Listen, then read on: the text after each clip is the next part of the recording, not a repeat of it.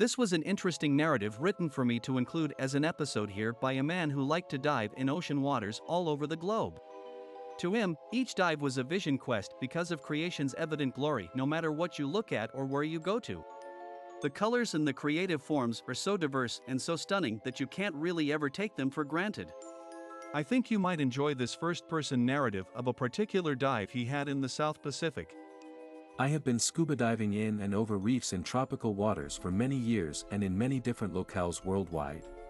Although the experience at each diving site was unique to that specific place, they all had the same sensation of being otherworldly and fabulously beautiful. Experiencing those visual treats and having the sensation of an almost superpower-like feeling of flying through the aquatic environment never diminishes for me. Swimming in a lake, a river, or a swimming pool is altogether different because you seem to be enclosed by visual restrictions. Because of some form of barrier, as in the enclosure of a swimming pool or perhaps less clear water quality diminishing visual range as in most lakes and rivers. The crystal clear waters at most Pacific or Atlantic Ocean's tropical diving sites is almost as pure as the air we usually walk in. But while the open-air realm requires us to resist gravity, swimming in these aquatic environments allows for a respite from that gravity drag and imparts a sense of freedom. In this tale, I will tell you about a special dive in the South Pacific island of Rongelap in the Marshall Islands. These islands are pretty much in the middle of nowhere if you look them up on the map, but in reality, when you are there, they are, of course, the center of your universe and a very attractive center they most certainly are. The Marshall Islands themselves are not especially dramatic as there are no tall mountains, rivers or waterfalls, but the ocean they are surrounded by is magnificent. The coral reefs are what the term pristine was invented to describe. Still, they rarely are seen as most people other than the natives of Rongelap are not there in any great number, and therefore there is no degradation of the aquatic environment. The water itself is quite simply a brilliant liquid aquamarine gemstone. Very fortunate are those people that can experience the reality of entering into those waters. It seems as though you are immersing yourself in a totally different and mystical environment and not one of this world and in a genuine way. The magic of creation is in full force in these waters, and it would appear that no restrictions have been placed on the creators. It indeed seems to go way beyond the general tenets associated with a theory of evolution by natural selection. It starts with the seawater itself. As incredibly beautiful as that element is, when you begin to acclimate to a submerged reef environment, you begin to expand your views, widen your perspectives and sharpen your perceptions. It becomes evident that you have entered into an entirely different world. It is at this time that you must make a bold decision internally. You can decide that you are a separate entity visiting this aquatic world or that you are a spiritual entity that becomes embedded within this magical realm. It was on this dive that I made the decision to do the latter. I sincerely wanted to be a part of this place and not simply be a visitor. Once I made that decision, everything changed for me. I became aware of the interaction between my body and the seawater itself. Obviously, that comparison had always existed, but I didn't really pay much attention. It was just something that happened, but now I was deep diving into a new perception of the world I was experiencing. I had always been aware of the myriad of color, texture, and style of the coral reef itself and knew that it was composed of living organisms that took on their own specific forms. But that was simply knowledge, and what I was observing was undeniably real, understood, and sensed. The corals were actually moving and generating their own shapes and colors before my eyes. Somehow, I made my perceived psychic timeframe speed up, at least as registered by my consciousness. It was sort of like the difference between a still photograph and a motion picture. I first saw the reef as a static scene, and then suddenly, it morphed into a totally alive and vigorously growing entity. Everything connected to the coral was moving and moving with a purpose. The coral procreated along a determined path of creative urging and displayed magnificent shapes and vibrant colors during the process. In a great display of this fast time, or perhaps no time at all, the coral was creating mini-mansions for the families of fish and crustaceans, mollusks, and heaven knows what other marine animals wanting and needing to establish a residence within this unbelievable coral kingdom. I came upon a magnificent giant clam that was not only huge but also impossibly beautiful. As I swam over the top of the reef and glided downwards along the deep-water side of this exotic marine city, I began to focus on other aquatic sea life. I attempted not to gasp too much because I was wearing a scuba mask. I had always thought that our Creator did a fantastic job of establishing life on land. Still, it seems that it was possibly going to be an even greater effort when it came to the ocean and, in particular, to this coral reef community. I mentally started to count the various large fish working their way in and out of the coral crevices but soon gave up because they were way too numerous. Then I was soon swimming through clouds of uncountable gemstone-colored fish. They were swarming in and out and over the top of the reef in incredible numbers. When a huge school came towards me, they simply swarmed over and around me without any semblance of panic. And it wasn't just the brilliant colors of these fish, but also the incredible shapes and configurations of these creatures. I thought to myself that this was creation at its finest. And without any seeming innovative restrictions being placed on their design by the Creator. It was obviously a case of, you think of it, and there it is. I quickly got the impression that this coral reef had been conjured up by a supreme creator and used with a palette board that allows a creator's imagination to design ever more wondrous lifeforms. I was invited to see all of them in their glory being created and then paraded before me. I also knew that this was a particularly egoistic attitude, but the entire environment was so welcoming and suggestive of that end. I was enthralled. You would think that I would have been overwhelmed by being immersed with thousands of amazing schools of fish cavorting over a superbly beautiful coral reef. I was also able to notice large individual marine animals moving towards me to make an introduction. First, there was a couple of huge groupers, each with different markings coming within inches of my face with their fins moving ever so slowly, so they were actually hovering in place. Then they moved aside to allow me to meet two moray eels slithering out of some coral wall crevices and tentatively moving towards me and then darting back in and then repeating their performance. I had always been a bit wary of these eels, but not on this dive for some reason. A proper introduction seems to work wonders. While I was moving about after meeting those amiable finny residents, I felt a looming presence approaching. Ever so slowly, I looked back over my shoulder and saw an enormous black form, and my heart quivered with an emerging sense of fear. This form was entirely too large, with no well-defined shape, probably because of my distance. But that creature, whatever it was, suggested danger, so I decided to leave the tranquil place I was at and swam away from the assumed menace. The form followed, and I started to swim faster, occasionally glancing backward, and I saw that this scary thing was still following me, but maintaining the same separation in the distance. Apparently, it was not very certain of me either. I decided that I better exit this environment and swam up the side of the reef wall and came to the surface. I broke through and saw the sun and sky, but I first thought that I might have dodged something dangerous.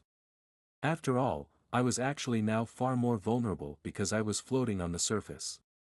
I gained my senses and then dove back down into the deep. I felt better. And then that dark form returned. But now, I decided that even though I was a newcomer into this world, I had felt that I was actually welcome and belonged here. So, I swam directly towards this unknown creature with an intent to introduce myself and soon met up with it, face to face. It was a beautiful black manta ray and suddenly, both of our perceptions altered. I was no longer afraid of the ray, and the ray was no longer that curious or apprehensive about me. After a good look and perhaps finding me somewhat dull, the manta ray decided to turn and swim off and look for something that suited its interests better. I was very relieved and perhaps had learned my lesson not to be afraid of something until I had a good reason to be. And then, I saw an enormous tiger shark approaching me. It was not attacking but was seemingly intent on a close investigation, and I was now faced with the reality of my new convictions. Was I truly welcomed into this aquatic world, or was I just going to end up as an appetizer for a superior predator that dominates this realm? It would certainly be natural if the latter was to be the case. The tiger shark swam directly to me, stopped within 2 feet from my face, and then peered directly into my eyes. I wasn't sure what to do and just let my instincts, of which I knew I had very few, take over my actions. I reached out with one hand and stroked the top of the shark's head. It just waved its huge tail fin to maintain its position and then started to roll completely over with its back hovering over the sea bottom.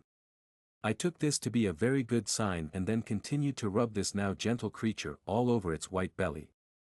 I swear I could hear the shark purr, but that was more my overactive imagination than reality, but I could see that the huge shark enjoyed the attention. While I was petting my new friend, I was aware that my ministrations attracted a certain amount of attention on the reef. Myriad schools of colorful fish were beginning to swarm around the tiger shark and me.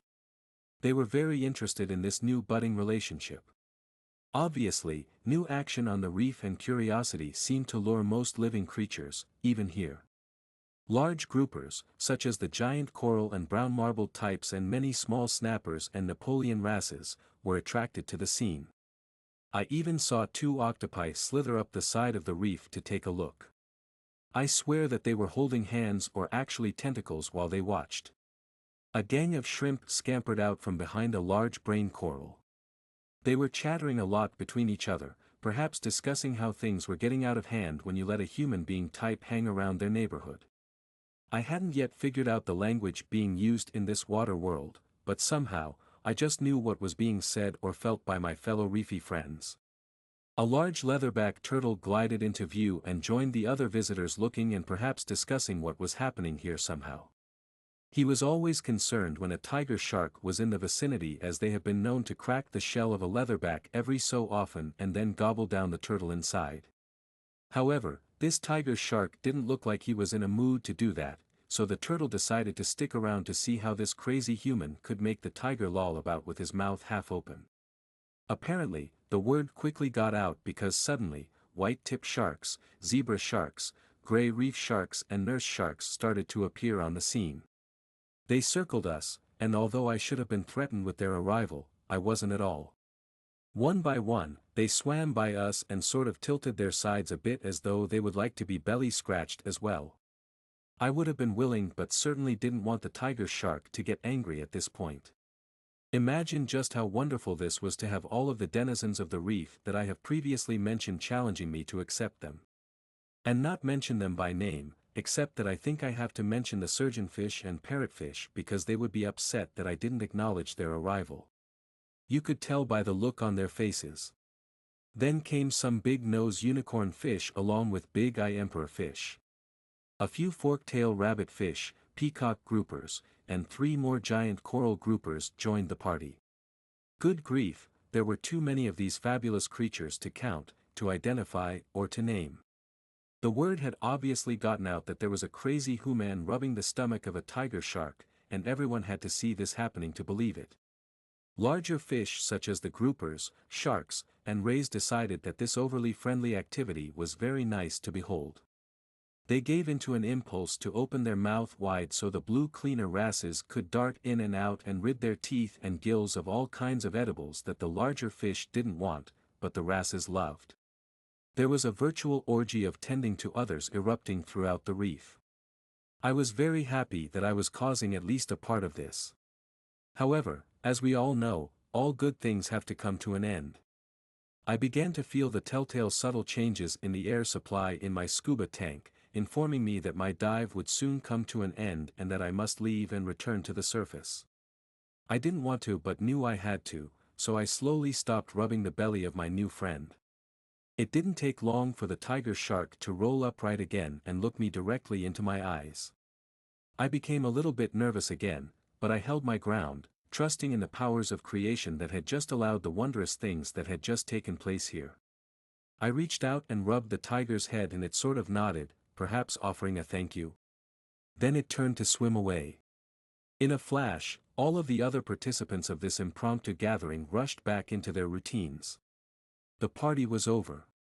I, too, needed to rush back to the water's surface and leave this fantastic world. Our inflatable raft was anchored nearby, and I swam upwards to reach it and soon pulled myself onto it, pulling off my mask just as all of my air had depleted. My dive buddy had already returned and was half dozing as the water lapped against the thin rubber bottom, and the sun was shining brightly overhead. I started to say something to him but realized that I could never explain what had just happened. He simply smiled at me and said, "Some things don't need saying, they just need doing," and then he fell asleep in this cozy warm raft. So did I. Wasn't the narrative by the scuba diver fun? That was a real vision quest. If I ever read one. I think he did an excellent job describing that marine world he was diving in, and I know he made me want to dive it as well. How about you?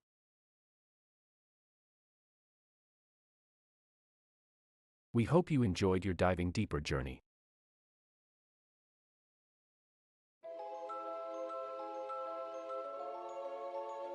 Please visit our website, www.theemeraldcrystal.com, to discover more short tales to read or listen to, whichever format you prefer. You might also like to purchase our full-length quest for the Emerald Crystal novels on our website or on Amazon.com.